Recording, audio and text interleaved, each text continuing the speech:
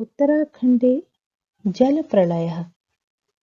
ये आपका पाठ है संस्कृत प्रबोधिनी कक्षा 12 का उत्तराखंड के विद्यार्थियों के लिए। इस पाठ में जैसे कि नाम से ही स्पष्ट है, उत्तराखंड में जल प्रलय का वर्णन है। 2013 में उत्तराखंड में जो जल प्रलय हुई थी उसके संबंध में ये पाठ है। इस पाठ को आज हम देखेंगे। उत्तराखंडस्य मंदाकिनी घाट्याम, उत्तराखंडस्य उत्तराखंड के मंदाकिनी घाट्याम, मंदाकिनी घाटी में 2013 ख्रीष्टाब्दे सन 2013 में जून के महीने में 16-17 दिनांकयोः 16 और 17 तारीख को मूसलाधार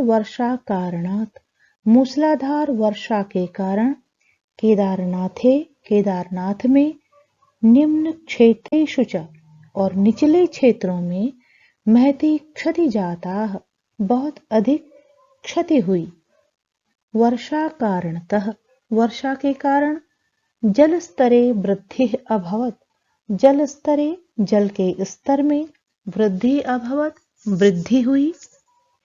जलेन सह मृत्तिका पाषाण आदिनां प्रवाहेन, जलेन सह पानी के साथ साथ मृत्तिका मिट्टी, पाषाण आदिनाम और पत्थरों आदि के प्रवाहेन बहने से मंदाकिन्याः प्रवाहः, मंदाकिनी नदी का प्रवाह, उसका बहाव केषुचित् स्थानेषु कुछ स्थानों में बाधित हुआ। येन जिससे केदारनाथ मंदिरस्य उपरि स्थितः, केदारनाथ मंदिरस्य उपरि मंदिर के ऊपर स्थित चौराबारीति सरोवरः, चौराबारी इस नाम का सरोवर गांधी सरोवरः, जिसका दूसरा नाम गांधी सरोवर है, भग्नः अभवत टूट गया। तेन उससे तस्मिन् क्षेत्रे उस क्षेत्र में महती जनधन हानि अभवत, महती बहुत अधिक जनधन हानि अभवत, जन मनुष्यों की और धन की हानि हुई।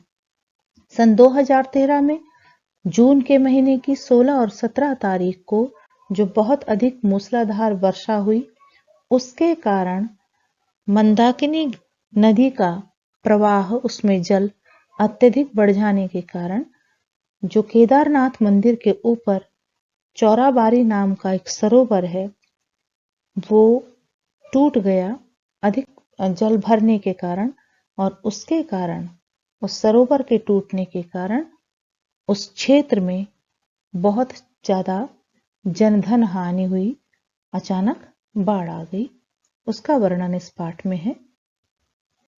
अनेकानि दिनानि यावत, अनेक दिनों तक अनवरत वृष्टि कारणात, अनवरत लगातार वृष्टि कारणात वर्षा के कारण न केवलम केदार घाट्याम, न केवल केदार घाटी में प्रत्युत बल्कि संपूर्ण राज्यस्य, पूरे राज्य के पिथौरागढ़, बागेश्वर, चमोली, उत्तरकाशी, रुद्रप्रयाग आदि, न केवल केदार घाटी में बल्कि सारे उत्तराखंड राज्य के पिथौरागढ़, बागेश्वर, चमोली, उत्तरकाशी, रुद्रप्रयाग आदि जनपदेषु अपि, जनपदों में भी जल प्लवन के कारण, बाढ़ के कारण, भूस्खलनेन च और भूस्खलन से मार्गावरोधः जाता, मार्ग अवरुद्ध हो गए। तेन उससे अनेकानि अनेकों भवनानि भवन, विद्यालयाः विद्यालय, पान्थशालाः पान्थशाला कहते हैं धर्मशालाओं को, कार्यालयाः कार्यालय, ग्रामाश्च और गांव विलुप्ताः जाताः विलुप्त हो गए। जब भूस्खलन हो गया तो बहुत बार जब ऊपर से पूरा पहाड़ दरकने लगा ज्यादा बारिश होने के कारण, तो जगह जगह क्या हो गया, भूस्खलन के कारण बहुत सारे कार्यालय, यहाँ तक कि गांव के गांव ही उस भूस्खलन के शिकार हो गए और विलुप्त हो गए। अस्याम आपदी, इस आपदा में, इस विपत्ति में प्रायः लगभग 5,000 जनाः, 5,000 लोग अकाल काल कवलिताः, अकाल काल में समा गए। लक्षाधिकाश्च, और लाखों अधिक या लाख से अधिक प्रभाविता जाता, प्रभावित हुए। इस महान विपत्ति में लगभग 5,000 लोग मृत्यु को प्राप्त हो गए और लाखों दूसरे लोग इस विपत्ति से प्रभावित हुए, जिनके अपने लोग, जिनके कार्यालय, जिनके घर गांव नष्ट हो गए इस विपत्ति में, वे सब लोग प्रभावित हुए। ये इतनी भीषण आपदा थी।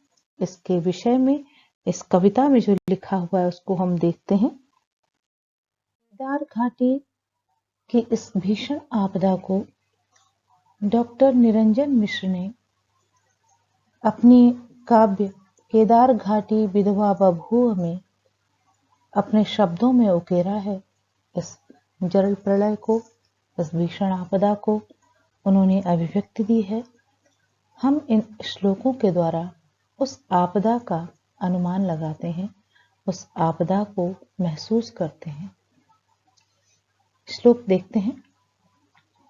हे देव, तत्र बहवः पतिताः प्रवाहे, शैलाश्म खंड पतनेन हतास्तथा अन्ये, ग्रामागताश्च विलयम् स्खलनेन भूमेः कल्लोलने करतलेन गतास्तथा अन्ये। हम इस श्लोक के शब्दों को, जो बड़े शब्द हैं, उनको आधा आधा करके देखते हैं।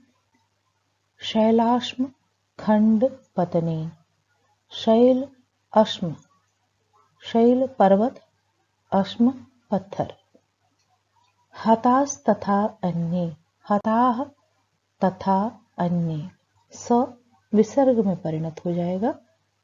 कल्लोलिनी करतलेन, गतास तथा अन्ये, गताह तथा अन्ये। अन्वय देख लेते हैं। हे देव, हे ईश्वर, तत्र वहां, केदार घाटी में जब जल प्रलय हुई, वहां प्रवाहे, नदी के प्रवाह में, बहवः पतिताः, बहुत से लोग गिर गए, उस प्रवाह में बह गए। दूसरी वाली पंक्ति में तथा शब्द को पहले ले लेते हैं। हताश तथा अन्य के बीच में ये शब्द है तथा और अन्य दूसरे। शैलाश्म खंड पतनेन हताः, शैलाश्म पर्वतों के, पत्थरों के खंड, टुकड़े, पतनेन गिरने से, हताः मारे गए। कुछ लोग प्रवाह में बह गए, नदी के प्रवाह में बह गए, बाढ़ में बह गए। दूसरे पर्वतों से गिरने वाले विशाल पत्थर के टुकड़ों से दब करके मर गए। शैलाश्म खंड पतनेन, पर्वतों के पत्थरों के गिरने से दूसरे मारे गए। ग्रामागताश्च विलयम् स्खलनेन भूमि, भूमेः स्खलनेन, भूमि के स्खलन से, भू धसाव से। ग्रामा विलयम् गताः, गांव विलीन हो गए, खो गए। धरती धसकने लगी तो गांव विलीन होने लगे। फिर आखिरी पंक्ति के फिर से हम तथा शब्द को आगे लेंगे। तथा और अन्य दूसरे लोग कल्लोलिनी करतलेन गताः, नदी के थपेड़ों में, नदी के हाथों में चले गए। भीषण आपदा में अनेक प्रकार से विपत्ति आई, बाढ़ आई, लोग उसमें बह गए, ऊपर से पत्थर गिरने लगे, उनसे भी दब करके लोग चोटिल हुए, मृत हुए। भूमि का स्खलन होने लगा, गांव के गांव उसमें विलीन होने लगे, नदियां कई धाराओं से बहने लगी और उन नदियों के विकराल रूप में बहुत सारे लोग बह गए। भूगर्भ मध्य पतिताः क्व गता न जाने, धारा जघास मनुजान च पशून ग्रहांश्च, चित्रावशेष भवनानि अभवन बहूनि, सिद्धार्थ यंत्र पतिता मनुजा बभू।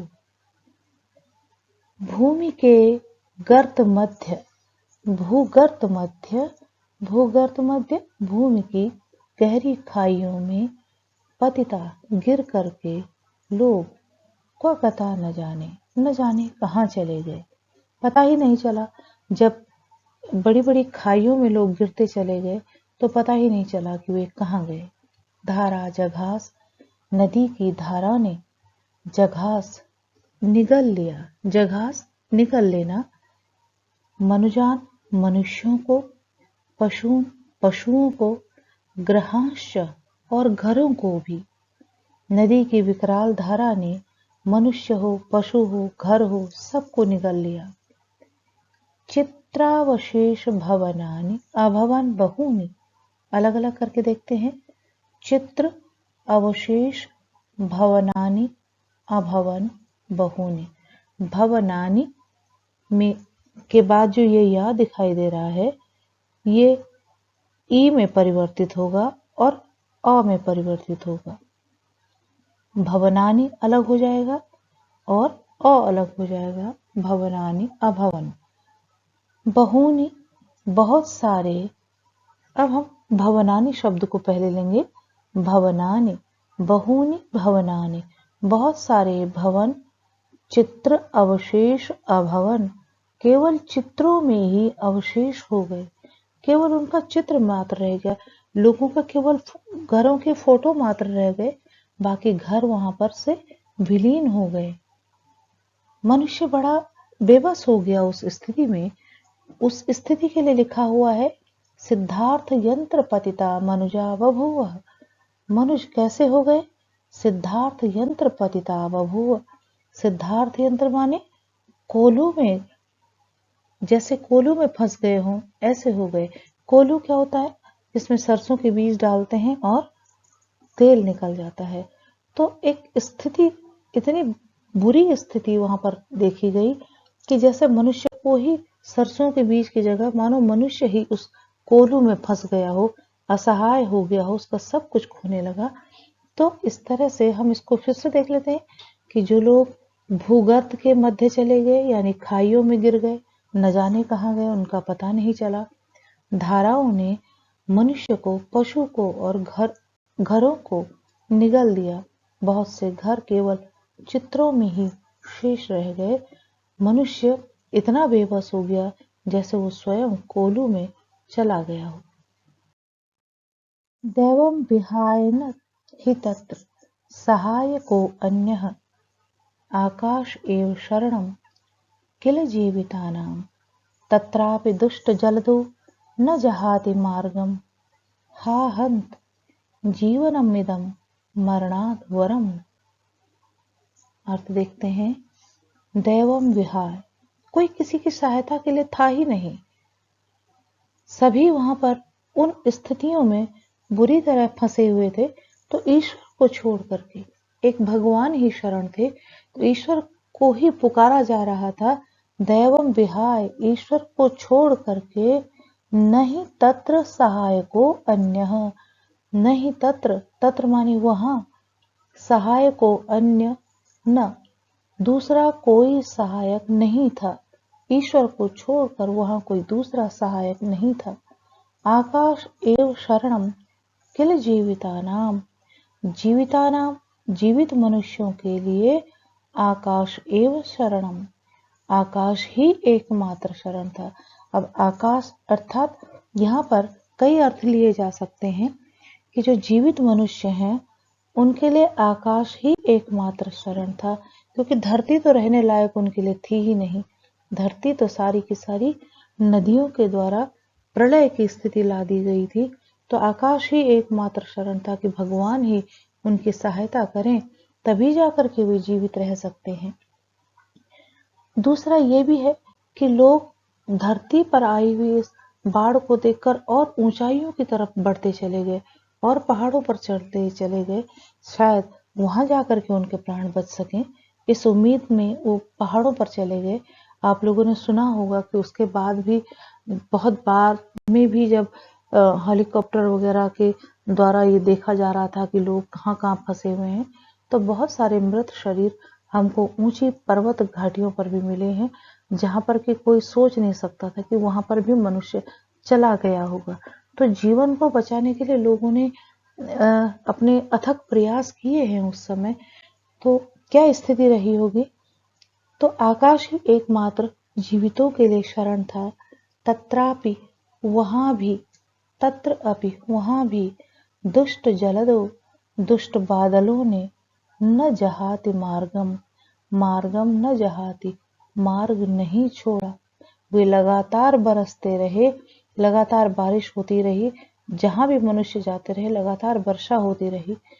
उस समय ऐसा लग रहा था उनको, हा हंत, अरे दुर्भाग्य, जीवनम इदम, यह जीवन मरणाद वरम न, मरने से श्रेष्ठ नहीं है। अर्थात ऐसे जीवन से तो मरण ही श्रेष्ठ है। घोर विपत्ति में जो पड़े हुए मनुष्य थे वे अपनी मृत्यु की कामना करने लगे। इस तरह से केदार घाटी में जो विपत्ति आई उसका वर्णन कवि ने उन लोगों को की मन स्थितियों को समझते हुए करने की कोशिश की है। क्वचित गिरौ रोदति कापि नारी, यस्याह पतिः कुत्र गतो न जाने, चैतन्यहीना जननी सुतं स्वं, शवांगणे जीवितम इच्छति। क्वचित गिरो, कहीं जंगल में, कहीं पर्वत पर, का अपि नारी रोदती, कोई नारी रो रही है।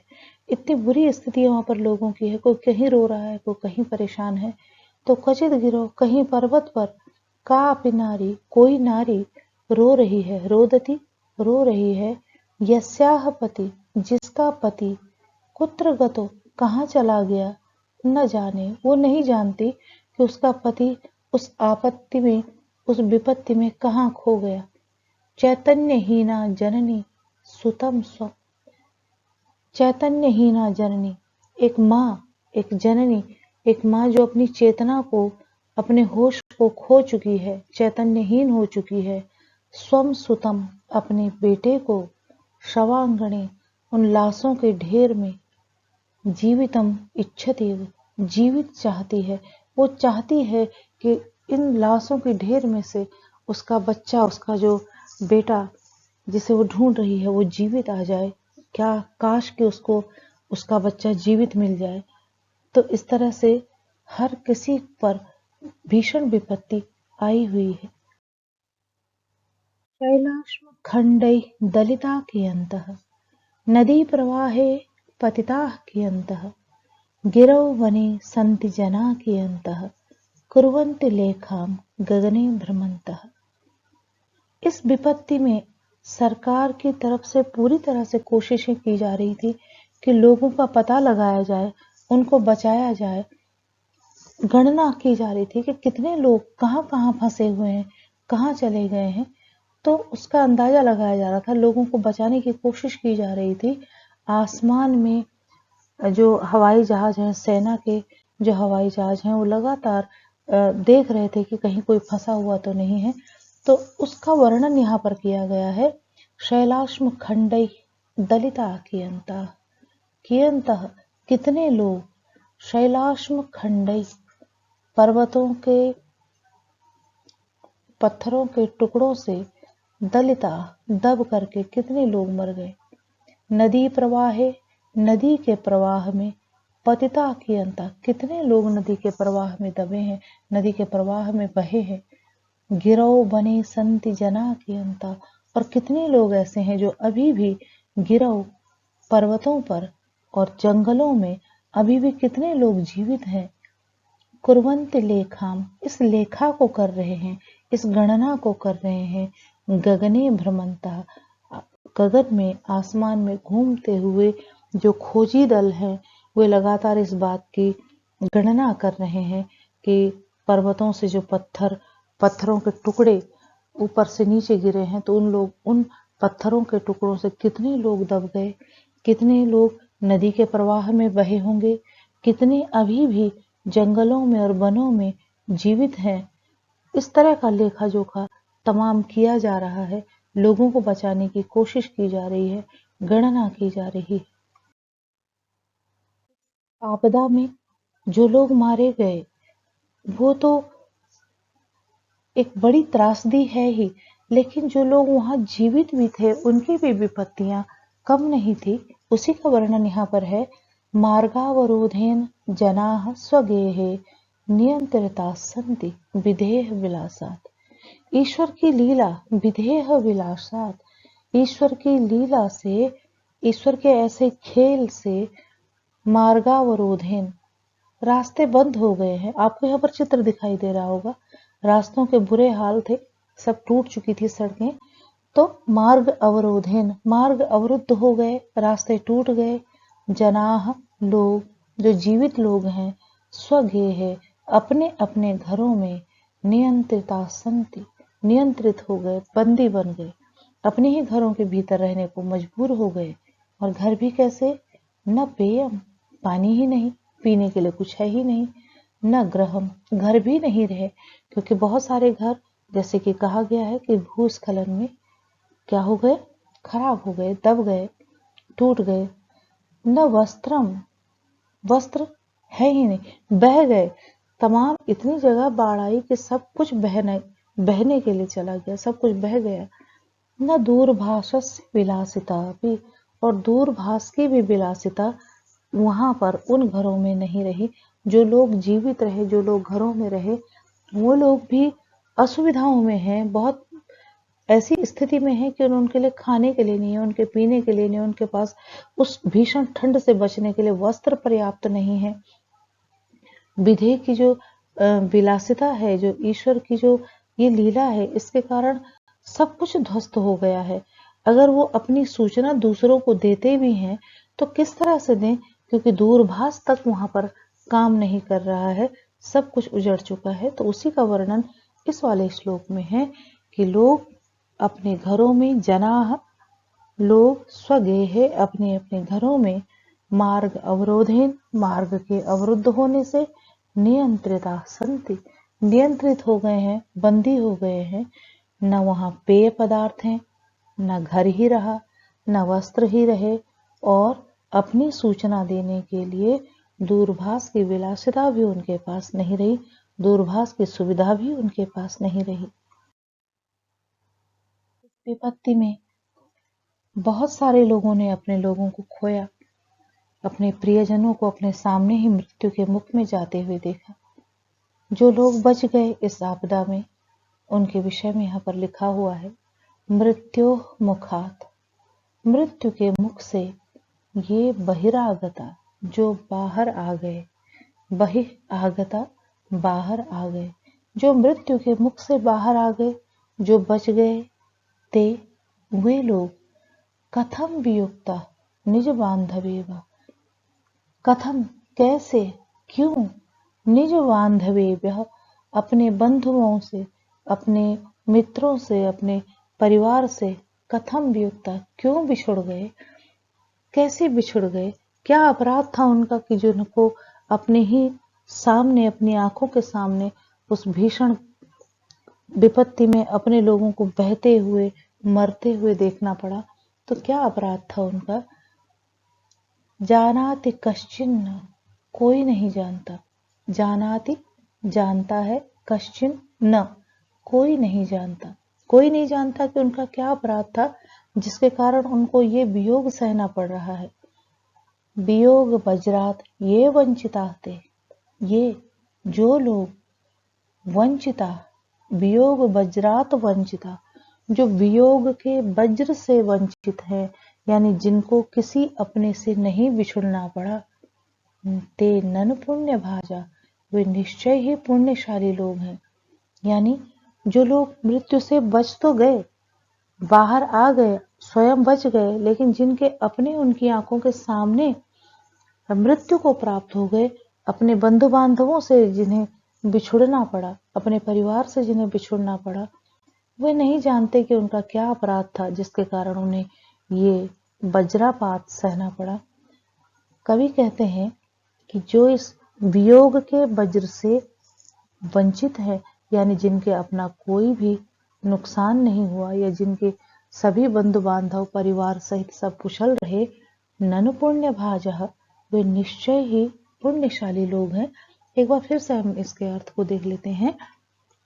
ये जो लोग मृत्यु मुखात, मृत्यु के मुख से बहिरागता, बाहर आ गए, जो बच गए, ते वे लोग, नीचे वाली पंक्ति को देखते हैं, निज बांधवे वह, अपने बंधुओं से, अपने प्रियजनों से, कथम वियुक्ता, क्यों बिछुड़ गए, कश्चिन न जानाति, कोई नहीं जानता। फिर आखिरी पंक्ति का पहला शब्द लेंगे, ये जो वियोग वज्रात, तीसरी पंक्ति का आखिरी शब्द, वियोग के वज्र से वंचिताः, बच गए, जो वियोग के वज्रपात से बच गए, ते ननु पुण्य भाजा, वे निश्चय ही पुण्यशाली हैं कि उन्हें वियोग का दंश नहीं झेलना पड़ा। आपत्तिग्रस्त लोगों को, विपत्ति में फंसे हुए लोगों को, अपने से बिछड़े हुए लोगों, उनकी विपत्ति को देख करके कवि हाहाकार करते हैं, दुख प्रकट करते हैं। वे कहते हैं, उत्पाटिता या वसतर जनानाम, हताश्च येषाम पितरः शिशूनां, नष्टानि येषाम इह साधनानि, तेषाम अग्रे किम अग्रे वद विश्वनाथ। हे विश्वनाथ, हे ईश्वर, हे विश्व के स्वामी, या जिस विपत्ति ने जनानाम वसति, जो बसते हुए लोग हैं, वसति जनानाम, बसते हुए लोग हैं, यानी जो अपने सुख से अपने घर में रह रहे थे, उत्पाटिता, उन्हें जिसने उखाड़ दिया, जिस विपत्ति ने उनके बसते हुए संसार को उत्पाटिता, पूरी तरह से उखाड़ दिया। ये शाम शिशु नाम, जिन शिशुओं के, पितरः, माता और पिता दोनों, पितरः, हताश, मारे गए हैं।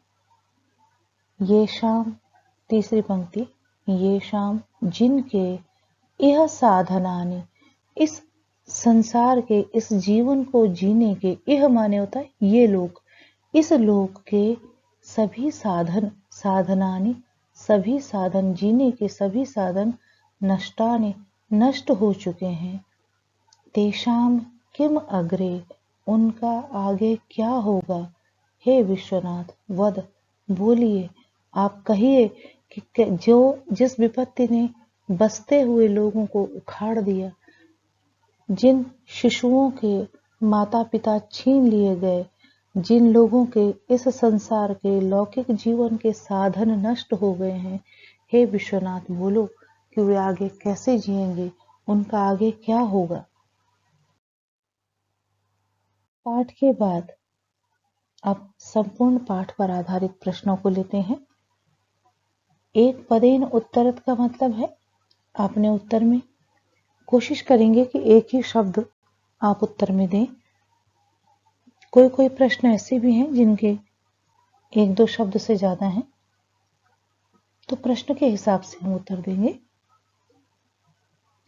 पहला है, चौराबारी सरोवरः कुत्र स्थितः। चौराबारी जो सरोवर है वो कहाँ स्थित है। केदारनाथ मंदिरस्य उपरि, केदारनाथ मंदिर के ऊपर। दूसरा है, वृष्टि इति कस्य पदस्य पर्याय पदम वर्तते। वृष्टि शब्द का जो पर्यायवाची शब्द है वो कौन सा है। वृष्टि का अर्थ क्या हुआ, वर्षा। महति इति कस्य विशेषणम, महति शब्द पाठ में आया हुआ है, ये किसका विशेषण है, किसकी विशेषता बता रहा है? क्षति, क्षति, महति क्षति, बहुत बड़ी हानि, हानि की विशेषता है बहुत बड़ी। अनेकानि इति कस्य पदस्य विशेषणम वर्तते, अनेकानि शब्द की किसकी विशेषता बता रहा है? दिनानि, अनेक दिनों तक। केदार घाटी कुत्र वर्तते, केदार घाटी कहाँ है? उत्तराखंड में, उत्तराखंडे, सप्तमी विभक्ति उत्तराखंडे, एक ही मात्रा। अस्य पाठस्य लेखकः कः, इस पाठ के लेखक हैं डॉक्टर निरंजन मिश्र।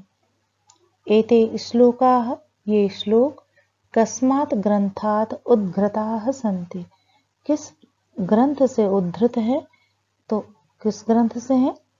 पाठ का नाम, किताब का नाम है केदार घाटी विधवा बभूव।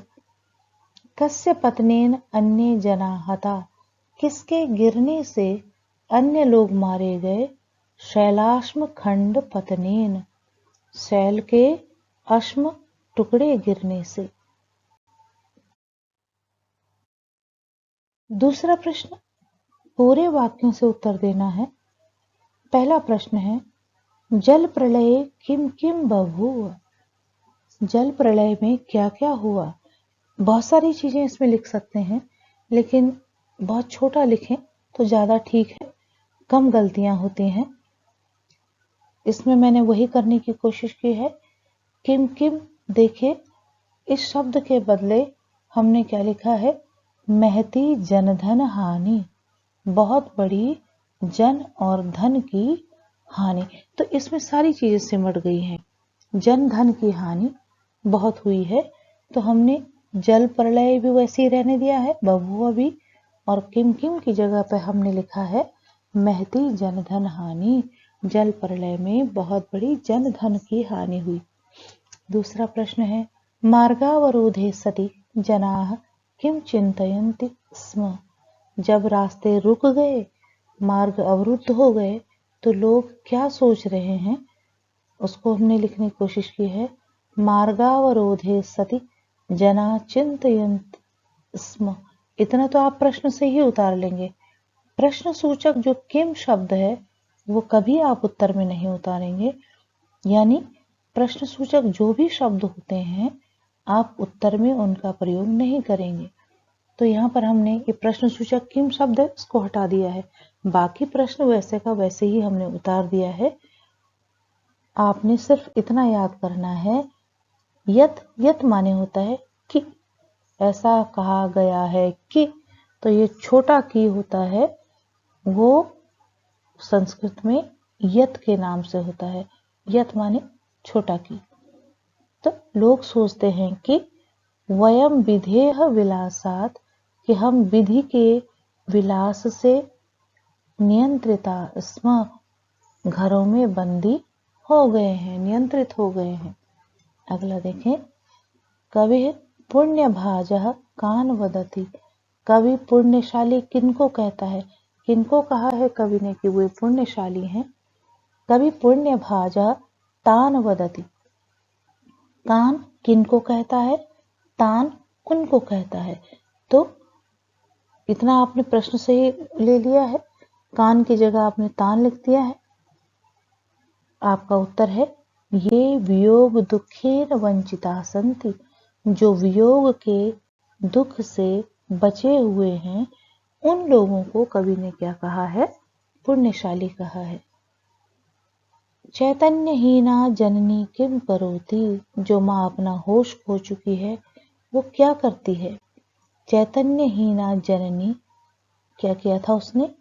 शवांगणे स्वपुत्रम जीवितम इच्छति, शवांगणे लाशों के ढेर में, स्वपुत्रम अपने पुत्र को, जीवितुम इच्छति जीवित चाहती है। कल्लोलिनी कलकले जलसंकुलानाम अत्र कः अलंकारः, इस पंक्ति में कौन सा अलंकार है? आपने अलंकार पढ़े होंगे, आपको दिखाई दे रहा होगा कि जब एक अक्षर एक से ज्यादा बार आ रहा है तो वहां पर अनुप्लास अलंकार होता है। तो यहाँ पर भी आप ल वर्ण की आवृत्ति देख रहे हैं, क वर्ण की आवृत्ति देख रहे हैं, ये बार बार आया हुआ है, तो यहाँ पर अनुप्रास अलंकार है। अस्मिन् पाठे, इस पाठ में कस्य रसस्य प्रधानता अस्ति, किस रस की प्रधानता है, ये भी आपने हिंदी में पढ़े होंगे रस के विषय में। तो जहां पर किसी की मृत्यु या दुख का, वियोग का वर्णन होता है, वहां पर करुण रस होता है। इस पाठ में भी करुण रस है, तो आपने लिखना है अस्मिन् पाठे, इस पाठ में कस्य की जगह पे करुण आ जाएगा, बाकी पूरा वाक्य वैसे ही उतर आएगा। वसंत तिलका छंदस्य लक्षणम लिखत, वसंत तिलका छंद का आपने लक्षण लिखना है। आप लोगों को शायद ये नहीं हो, ये आपके उसमें है नहीं, लेकिन पाठ में पूछा हुआ है, तो इसलिए हर एक छंद का अपना अपना लक्षण होता है। वसंत तिलका छंद यहाँ पर पूछा हुआ है, तो उसका लक्षण मैंने यहाँ पर लिख दिया गया है, लिखा है वसंत तिलका छंदस्य लक्षणम। क्या है ये वाली पंक्ति, उक्ता वसंत तिलका तभजा जगोगा। अब इसको समझाने के लिए यहाँ पर हमें गण देखने पड़ेंगे और वो काफी विस्तार से हो जाएगा। आप सिर्फ इसको ऐसे ही याद कर लीजिए, फिर कभी अगर छंदों के लक्षण पर मैं कोई वीडियो बनाऊंगी तो उसमें आपको देखने को मिलेगा। लेकिन वैसे आप लोगों को परीक्षा के लिए इतना ज़्यादा सीखने की, इतना ज़्यादा डीप में जाने की ज़रूरत नहीं है। इतना आपके लिए पर्याप्त है कि अगर आप इसके लक्षण को यूं ही याद कर लेते हैं, उक्ता वसंत तिलका तभजाह जगोगह।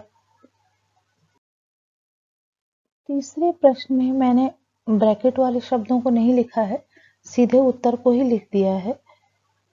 इसमें जो ब्रैकेट दिया होगा उसमें से सही शब्द चुनना था, तो ब्रैकेट मैंने इसमें लिखा नहीं है। सीधे अर्थ है जो लाल रंग से दिखाई दे रहे होंगे आपको। वर्षा कारणतः, वर्षा के कारण, जल स्तरे वृद्धि अभवत, जल के स्तर में वृद्धि हुई। मंदाकिन्याः प्रवाह, मंदाकिनी का प्रवाह, मंदाकिनी नदी का प्रवाह। केषुचित स्थानेषु, कुछ स्थानों पर बाधित हुआ। आप पहले वाले को देख लें फिर से। इसमें जो ब्रैकेट में शब्द दिए हुए हैं वो है जल स्तरे वृद्धि, या तो जल स्तर में वृद्धि हुई वर्षा के कारण, जनसंख्या वृद्धि हुई जनसंख्या में, या फिर घन वृष्टि हुई, बादलों से बारिश हुई। तो इनमें से जो सही शब्द है वो है जल स्तर में वृद्धि हुई। दूसरा वाला है मंदाकिन्याः प्रवाह, मंदाकिनी का प्रवाह। 3 शब्द दिए हुए, केषुचित, कासुचित, कस्यचित। तो इनमें से केषुचित शब्द आपका यहाँ पर सही आएगा। तीसरा है जल प्लवनेन, और इसके ब्रैकेट में दिए हुए हैं भूस्खले गमनेन नर्तनेन। गमनेन माने जाने से, नर्तनेन माने नाचने से। तो जल प्लवन से, भूस्खलनेन च, और भूमि के स्खलन से मार्ग अवरोध हो जाता, रास्ते टूट गए, रास्ते भूस्खलन से और बाढ़ से टूटे। आकाश एव डैश खलु जीवितानां, ये आपने श्लोक में भी पढ़ा है कि आकाश एव शरणम खलु जीवितानां, आकाश ही जीवितों का एकमात्र शरण था। आपके ब्रैकेट में आप पढ़ रहे होंगे मरणम वर्णम लिखा हुआ है दोनों। मरणम, आकाश ही मरना नहीं है, और आकाश ही वर्णन श्रेष्ठ भी नहीं है या चुनना भी नहीं है। शरणम सही शब्द है। क्वचित गिरो रोदति कापि नारी, कहीं पर्वत पर कोई नारी रो रही है। तेषाम अग्रे किम भविष्यति, उनका आगे क्या होगा। वद विश्वनाथ, ये पूरा जो आखिरी वाला जो श्लोक है उसमें विश्वनाथ भगवान के लिए ही कहा हुआ है। शिशुनाम पितरः हता, क्या मारे गए, शिशुओं के पितरः मारे गए, तो शिशुओं के मारे गए। नदी प्रवाहे, नदी के प्रवाह में पतिताः गिर गए कौन, जनाः लोग।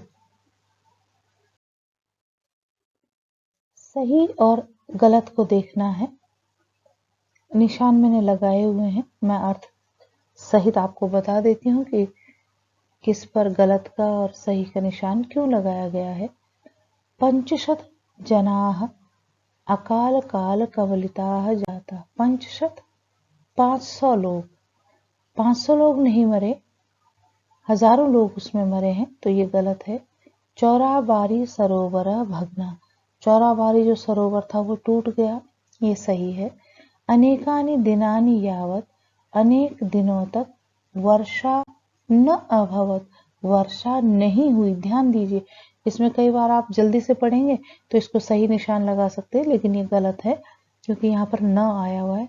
अनेक दिनों तक वर्षा नहीं हुई तो ये गलत है।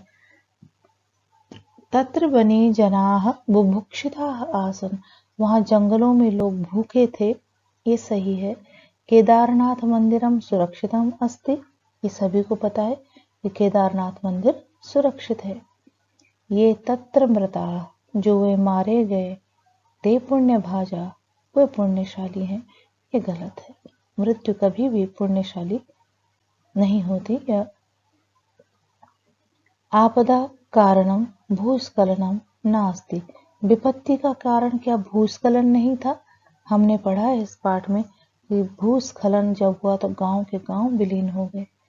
तदा मार्गावरोधो नैव जाता, वहां रास्ते नहीं टूटे, ये भी गलत है। तो इस तरह से मैंने लगाए हुए हैं, आपको अर्थ समझ में आ गया होगा। स्तंभों का मेलन करना है। यहाँ पर मैंने लाल रंग से जो लिखे हुए हैं वो सही उत्तर है। आपके प्रश्न में अ और ब करके दिए हुए हैं। चैतन्यहीना के साथ आएगा। कौन थी चैतन्य जिसने होश खो दिया था? जननी। नियंत्रिता संत, नियंत्रित हो गए हैं, किसके कारण? विधेह विलासात। वंचितास्ते, जो बच गए हैं, ननु पुण्य भाजा, वे पुण्यशाली हैं। दैवम विहाय नहीं तत्र, ईश्वर को छोड़ करके वहां कोई सहायको अन्य, कोई दूसरा सहायक नहीं है। छठा प्रश्न है, पर्यायवाची देने हैं। आपको हिंदी में भी आप देते ही हैं, और ये पर्यायवाची है। भू यानी जमीन, धरती उसका दिया हुआ है, धरा, धरित्री, वसुंधरा। आपको कोई और भी आते हैं अगर भूमि के पर्यायवाची, तो आप उनको भी लिख सकते हैं, भूमि भी लिख सकते हैं। गिरि यानी पर्वत, इसके 3 पर्यायवाची यहाँ पर दिए हुए हैं। नग पर्वत, भूधरः जलद यानी बादल, मेघः वारिद, पयोधरः कल्लोलिनी, नदी तरंगिणी, सरिता। पाठ का जो अंतिम प्रश्न है वो क्रियापदों से वाक्य बनाने का है। तो हमेशा जब भी वाक्य बनाने के लिए आते हैं तो बहुत छोटा वाक्य बनाना चाहिए, जिससे गलतियां आपकी कम से कम हो। इसमें सब में देख रहे होंगे आप कि भ्रमति, पतति, जहाति, गच्छति, प्रभवति, भवति, पश्यति, अस्ति, ये सब जो है वर्तमान काल है, लट लकार, प्रथम पुरुष और एक वचन के रूप में। तो बहुत आसान है इनको बनाना।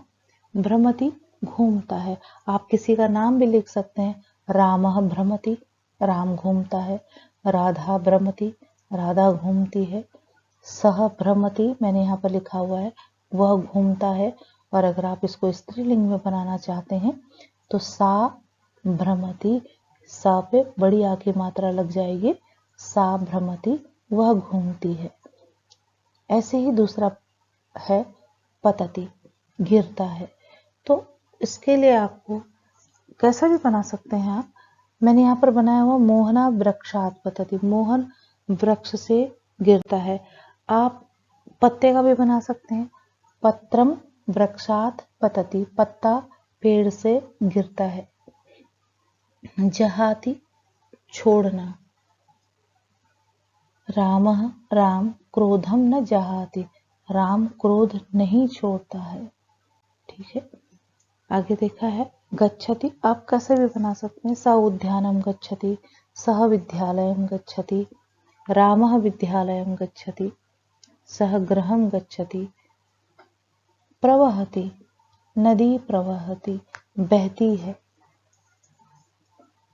प्रवहति बहती है, भवति होता है।